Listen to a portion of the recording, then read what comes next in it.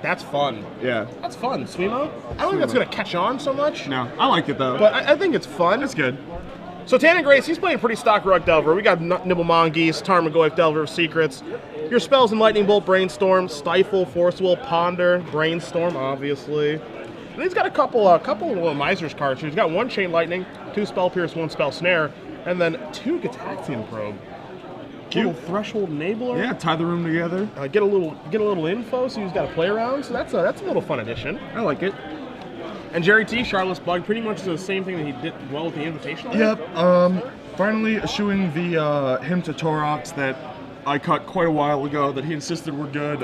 Those are finally gone to the board. But besides that, pretty straightforward.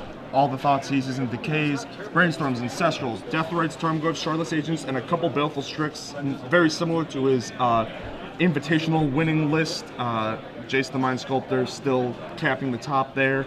And, yeah. He's going to start off with a Thoughtseize right away. We're going to see a Brainstorm in response. Now, Tannon, I think he has a Delver in his hand that he chose not to cast, which is a little bit surprising. Got to get back in the Legacy Mind Frame. So I haven't covered a Legacy Tournament for about a month and a half here. Yeah, it's been a while. We're going to see a little bit of Brainstorm action. You see a Force Will over there in his hand. Now, when you're playing Rug Delver, you typically want to get off to a fast start with either a Nibble Mongoose or a Delver of Secrets and kind of get the show started that way. My thought process here is that Tannon wants to Brainstorm on 1, play Delver with the card that he's going to reveal, already have it set up. But yeah. I still think that leading with Brainstorm untapped land, he's bluffing like a Stifle and other things here.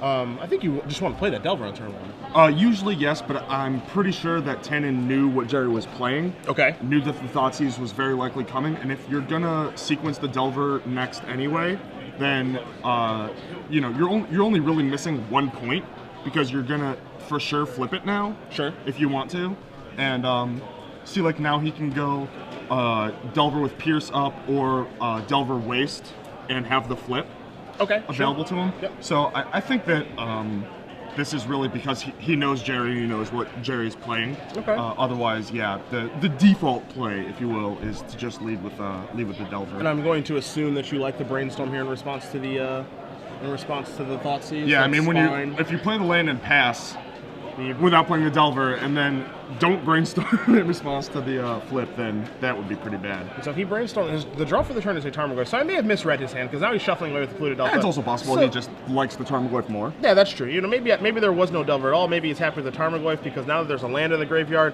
there's a Lightning Bolt down there, and there is a Thoughtseize. We're looking at a 3/4 Tarmogoyf, and we will get our Tarmogoyf dice out on the screen for you guys, so we can get that good to go as well. I love that thing. The Tarmogoyf die or Tarmogoyf? The Tarmogoyf die. Okay. Tarmogoyf, I could, give it to. I could do without, yeah. Until he gets new artwork, because I still look at the artwork of that Tarmogoyf and I don't know what it is. Yeah, I don't understand. I know there's just a monster there. Yeah. I had I saw on Reddit somebody outline it in red, and I still couldn't figure out what it was. The new one, very accurate picture of Yes, Tarmogoyf. it's a lot more clear. It reminds me of the Super Bulldozer in Transformers 2. Yeah. When it's eating all the dirt. It plays out similarly as well. Yeah. But that loses the fight. Tarmogoyf normally doesn't do that. You're going to see a Thoughtseize here. Gerry's going to sacrifice that Misty Rainforest, so he's going down to 15. Lightning Bolts are gone, leaving Tannon with the Spell Pierce, a Forcible, and a Wasteland. And now Deathrite Shaman has shown up to the party. And Gerry's Thoughtseizes here, he might be inducing a little bit, saying, hey, Tannon, counter this Deathrite Shaman. I really need it. Or maybe not, and Tannon draws a Chain Lightning, so... I think I know where the Chain Lightning is. I think the Chain Lightning is going to take care of that Deathrite Shaman, because Gerry's playing in such a way that I think he's trying to show that it's important that his creatures don't get Lightning Bolted. Chain Lightning is going to take care of this. So, maybe he's inducing, maybe he's not. Who knows? Well, I mean, I think anytime it's Force of Will, as long as you're, not a combo deck, it's sort of like... If they force your thing, you're totally fine. Like, they pay a life and spend 2 cards, including an extra blue card, which the blue cards tend to be pretty good. Sure. So it's like a pretty powerful 2-for-1 to be able to get just a normal creature Force of Will.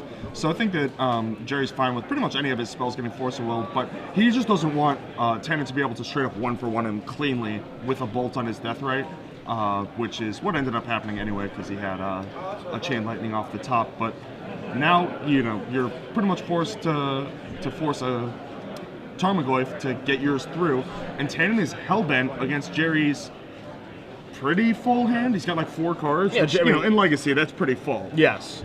Gerry's looking at a Jace the Mind Sculptor. He's got a Brainstorm. He's got Ancestral Vision. He just drew an Abrupt Decay. And honestly, this is where Gerry wants to be. You know, he wants his deck to be empty-handed, and this is where Rug is typically at. Is where, you know, I always describe Rug to people as it's this deck that has like these, you know, weird ways of controlling the game, but you know, you move on to like turn 3 or turn 4, and they've got like 1 or 2 cards left in their hand, like a guy, and they're like, come on, get me home. Yeah, and they really need to ride that one threat all the way home. Gerry draws Abrupt Decay to take care of that Tarmogoyf, and now Tannen's taking a look at his hand, and it's like, I don't have a threat to play. Yeah, this isn't good for me. If Gerry didn't have that Abrupt Decay, he would have had to spend his turn main phase Brainstorm with no fetch and no extra land. You know, he would have had to draw basically Abrupt Decay and a fetch land. He would have been in a pretty bad spot, but drawing Abrupt Decay or, you know, having a removal spell there is pretty insane. Being able to clean it up. 7 is a reasonable life total because, you know, it's about chunks of 3, as you can tell from the Nimble Mongoose. And now he's brainstorming, looking for a wall of some kind, a Tarmogoyf or a Baleful Strix to sort of get in the way of that Nimble Mongoose. And it looks like he did draw a Tarmogoyf, so I have to assume that's what's going to come down here. 1 and 2, and there it is. No days here for Grace. So Nimble Mongoose versus Tarmogoyf, not a fight. Nimble Mongoose often wins. Spell Snare, you're a little late to the party. A little late. And, you know, Gerry's got the Ancestral ticking down. He's got the 4th land in the form of a Creeping Tar Pit in his hand and a Jace on top of his deck. So he's actually looking pretty good in this spot. You know, 7 is not the healthiest life total, but it's about chunks of 3. The Nimble Mongoose hits for 3, the Delver hits for 3, the Lightning Bolts and the Chain Lightning all hit for 3. So we do see that Tannon has a Lightning Bolt in his hand. So 1 more isn't going to kill Gerry unless he takes another point of damage. And we know that Tannon already is down 2 Lightning Bolts. You guys can't see the graveyard right now, but Gerry Thoughtseize those Lightning Bolts on turn 1 and turn 2. Ooh. Now he's going to Thoughtseize. He's going to go down to 5. This is saying, how many Lightning Bolts do you actually have left? Grace is going to have to cast his Lightning Bolt in his hand. Yeah. Go upstairs. Gerry's... you definitely saw the look on his face. He's not too happy about this, but he knows that he's got to get clear the way of like a Pierce or whatever so that he can play his Jace the next turn. So he's not super happy to go low, but now 3 bolts and a Chain Lightning are gone. Yep. So he's fairly safe. There are still a couple cards in Tannon Grace's deck that would just outright kill Gerry, but you know, he sculpted the game well to have the Jace, have the Goyf for the Nimble Mongoose, and Ancestral going off next turn. This is exactly where he wants to be. Except for the fact that he'd like to be a little higher on life, potentially. Yeah, but just a smidge. You're going to see the Delver Secrets come down again. Thompson going to try to resolve Ancestral Visions. No Stifle, I don't think. No, he stopped him. I'm pretty sure you stifle this trigger. So the way that Suspend works, there's a bunch of triggers going on. There's the trigger to remove the counter, and then once you remove the last counter, there's another trigger, and Tannon Grace lets it go. There's another trigger that says you can cast this now, and then you put the actual spell in the stack. So you can actually trigger that, and then it just stays in exile with no counters on it forever. But he chooses not to do that. It looks like he's actually looking to stifle the Jace bounce on Delver and hope that Gerry just bricks off on his Ancestral and he can kill him, because he knows that the long game does not favor him. Even if he stops the Ancestral, there's still a Jace, which is pretty impossible to outrun. Yeah. I mean, you're basically, Grace there is saying, all right, you can resolve your visions, hope you miss on your 3 cards, maybe you draw some additional Thoughtseizes or just some garbage, who knows. And my Delver flips into Insectile Aberration, I stifle your Jace on summon, and I'm able to get through the last point of damage. Now you see Thompson's going to Fate Seal, so Jace is actually ticking up. Here comes the Polluted Delta, that's a 5th land, so he can actually hardcast Force Will if he needs to. But you see Thompson's hand, he's got that Charlotte's Agent in his hand, he's got the Abrupt Decay at the ready, the backup Jace and the Force Will, sitting at 2 life. While it is precarious, it's not 0. Yep. And I don't know, I have a feeling that he's probably going to end the game at exactly 1. Yeah, it is definitely looking that way. I mean, Gerry knows how to sort of navigate these positions. Like, if you can't win from this spot as a bug player, then you should probably be trying another deck, because these are the spots that these decks really look to get to. Yep. So even though, you know, it looks a little precarious for him, I'm sure he feels in complete control. Grace can't make an attack here. I mean, you could make the argument of, all right, I'll just send that Delver and that Nimble Mongoose there and get you to 1, try to shut off one of your fetch lands, shut off your Delta when you're at 1, and shut off Forcible's alternate casting cost, but he does not make the attack. Abrupt Decay is going to take down that Delver Secrets, and I like that. Yeah, he would have gotten kind of blown out if he had gone for it. Yeah, I like him just using the mana on this turn, so he's like, all right, I got one thing to worry about now, which is Nimble Mongoose, which I've got unlocked because of Tarmogoyf, and I know Grace can't get this out of the way. So now I have free reign to cast my Shardless Agent. I'm going to Cascade. hit a Baleful Strix, draw a card, put that little Death Touch flyer into play. That's pretty interesting. He actually had the opportunity to Jace Brainstorm and put Ancestral Visions on top and then immediately cascade into that, and he chose to go for a random card instead and Fate Seal.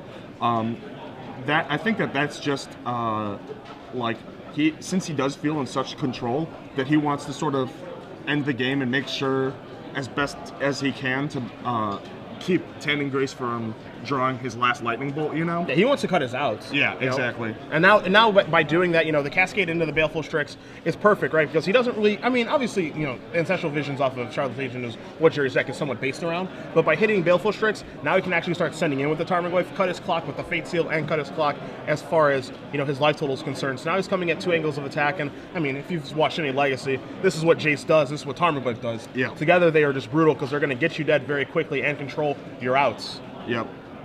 Tarmogoyf makes it so you can't kill the Jace makes it so you can't kill the Tarmogoyf. Yeah, that's fun. Yeah. And meanwhile, both of them are actively trying to kill you in different ways. You see Grace's hand, he's got a couple of stifles. He's going to draw a mystery card.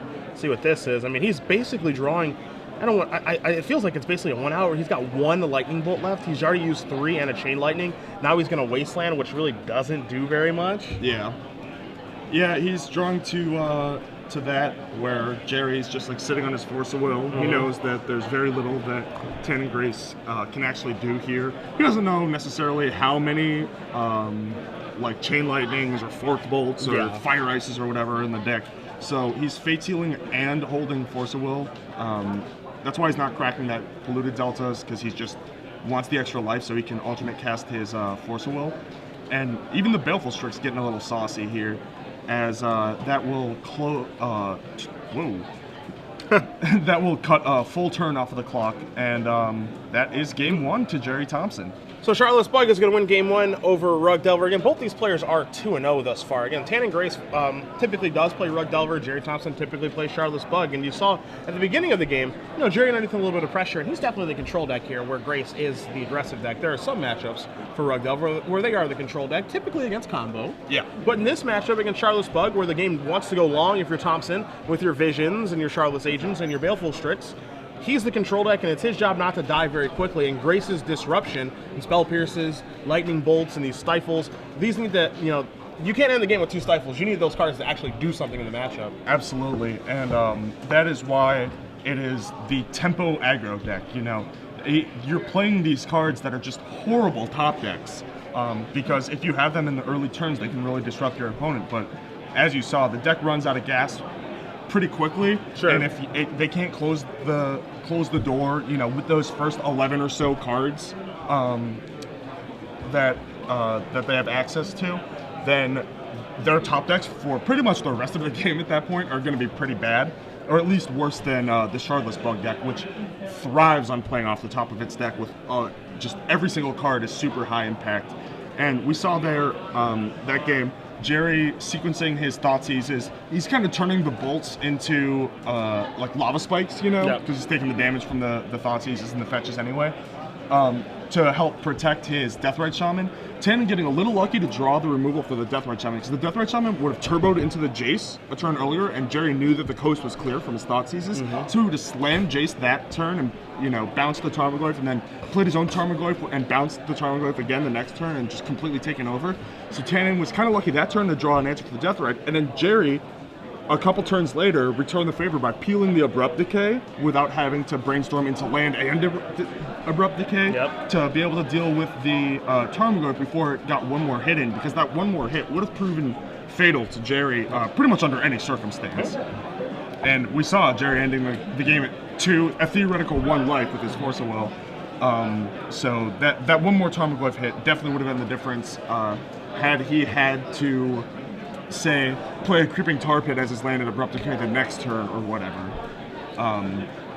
And this matchup is one of the more quintessential matchups of Legacy. There are so many decks and so many viable archetypes, but these are 2 that have been around for a while and are fairly commonly played and pair off pretty evenly. I mean, I would say that Charlotte's Bug usually has a slight edge, but I mean, it's just like a 55-45 matchup that gets played over and over and over. So these guys being sort of the experts in their given fields, I'm sure have both played against each other's decks multiple times, probably even played against each other multiple times, and so they sort of know the ins and outs of the matchup. Also pretty important too, like, you know, for Grace's deck playing Rug Delver, it really depends on what threat he draws. You know, Tarmogoyf is something that Gerry can answer with his own Tarmogoyf, with Baleful Strix, and with Abrupt Decay, thank you. Same can be said for Delver of Secrets to a lesser extent. You know, Baleful Strix trades there where Tarmogoyf does not. But, you know, the big card here, I think, for Grace is Nimble Mongoose, just because it does have, like, Shroud. Yeah. And the fact that it won't die, you know, and it's very easy for him to make it a 3/3 and then give the beatdowns that way and dodge a lot of Gerry's removal and, you know, Jace bouncing it and all these other things. Tarmogoyf is going to trump it, but I think it's Grace's job, and he knows this, to try to keep Tarmogoyf off the table. Yeah, Tarmogoyf is obviously the best card in the Sharpest Bug deck against Rug Delver. And being able to blank a Nimble Mongoose is one of the main reasons. I mean, Baleful Strix is like the only real card that can theoretically answer a Nimble Mongoose, but the Baleful Strix is so fragile, you know, that just gets bolted out of the air or whatever, and the Nimble Mongoose keeps attacking. Like, you can have your 2-for-1 or whatever, you still can't deal with this 3/3, you know? But Tarmogoyf is the big deal, not only because just Tarmogoyf, like, almost entirely stabilize the board by itself, but if you ever get a second Tarmogoyf, then you all of a sudden can turn the corner just like that. Yeah, start attacking. Yeah, and the first Tarmogoyf stabilizes, the second one turns the corner, and when you have two Tarmogoyfs, you really turn the corner. That's like a 2-turn clock on its own. Yep. Very often. So Tarmogoyf definitely one of the key cards, and we do see a Spell Snare, a Miser Spell Snare in Tannon Grace's deck. He's definitely going to look to have that, and the other key card for the Tarmogoyf is the Submerges in the Rug Delver sideboard. They often have 2 to 3. We see 3 here from Tannon Grace, and that is one of the cleanest answers, the most efficient, and most tempo-positive answers to Tarmogoyf available. Other cards in Grace's sideboard very quickly. Ancient Grudge, which is not going to come in here. Vendilion Click, which may join us. A Crow's Grip, 2 copies of Pyroblast, an Envelop, 3 Surgical Extractions, 1 Sulfur Elemental, and 2 Rough and Tumble to go along with those 3 Submerges. I wouldn't be too surprised to see Pyroblast come in here. You know, there's Jace, the Mind Sculptor, there's Baleful Strix, there's Charlotte's Agent, Ancestral Visions, you know, Brainstorm. There are plenty of cards for that card to tag, but he's not going to overload his deck with them, which is why you only see 2 in the sideboard. Yeah, you don't want to sort of dilute your deck with that type of effect, sort of reactive effect. So it's definitely reasonable to bring in a couple, but you know, you can't be the guy that's bringing in like Pierces and 4 Blasts and Snares and having Stifles. Just like, no, you need to be more proactive. You need the Lightning Bolts and the creatures. That's far more important. Yeah. And even though Tannon Grace isn't playing the Thought Scour version, he's got Gitaxian Probes instead. In the Thought Scour version, I actually like boarding in 1 Ancient Grudge in this matchup, because you can randomly hit it off of a Scour for value, and it can shoot a Baleful Strix out of the sky, which Gerry has 2 main and a 3rd on the board, and it's definitely coming in here because Tarmogoyf and Nimble Mongoose are the 2 most important cards. So we're going to see a Delver of Secrets versus a Deathrite Shaman for right now, because with Delver of Secrets trigger on the stack, Grace is going to cast a Brainstorm, set this up so that Delver is going to flip into Insectile Aberration. And you see him looking at the rest of his hand. There's a Wasteland there, among others. You're also going to see a Stifle in Grace's hand. So after he does resolve this Brainstorm, I think we're going to see this flip, and we do with another Brainstorm here. Yeah, I generally don't like the sort of upkeep Brainstorm to trigger your Delver. Because it's like a fairly low percentage play, because you're only getting 2 extra points that turn, and like there's also a chance that your guy could have just flipped without your Brainstorm help, and then you're kind of just down a Brainstorm for no reason. Yeah. But I actually kind of like it here because Tannon was on the play. He had everything he needed, and he's going to follow it up with a Wasteland, and he wants the Delver to get past the Deathrite. If the Deathrite weren't in play, I'm not sure Tannon Grace would have made that aggressive line, because he's only getting 2 points. But now he's getting the full 3 and making sure that he doesn't have to worry about flipping it on the coming turn. So I think I actually like it here. The thing that kind of scares me is, you know, you go through this work of flipping your Delver, you're using that Brainstorm, as you said. You know, you're spending a resource, and probably one of your best resources in your deck, if not the best one, in Brainstorm to flip your Delver against a deck that just simply does have Abrupt Decay, and he's going to take down the Insectile Aberration with that. So, I mean, maybe the thought process could be that, you know, I have to get in my hits when I can with my Delver, versus, you know, and you're the aggro deck, so you want to try to get your hits in. But, I mean, now, by, you know, Grace going Wasteland your land, Gerry's like, all right, activate Shaman, you know, Abrupt Decay your guy.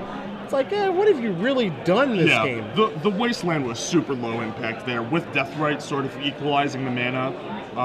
That's not exactly where you want to be. You want to, if possible, you prefer to sequence it, kill your Deathrite and then Wasteland. Yeah. Because that's the same thing. That's still 2 Stone Rains, but it's much more efficient. But Tannon Grace did not have that option available to him, did not have a Lightning Bolt. Looks like he's got a couple Stifles, which are also pretty bad. And the fact that he Brainstormed, put cards back, and was able to shuffle some away and left 2 Stifles in his hand, to me says that his hand was really bad. Yeah. His hand does not seem like it's great right now. And if it's like turn 4 cards to keep or Stifle, that generally is not where you want to be. He put 2 lands back with the Brainstorm, so his land is definitely hand heavy. I think he was relying on those Brainstorms to get him out of some trouble.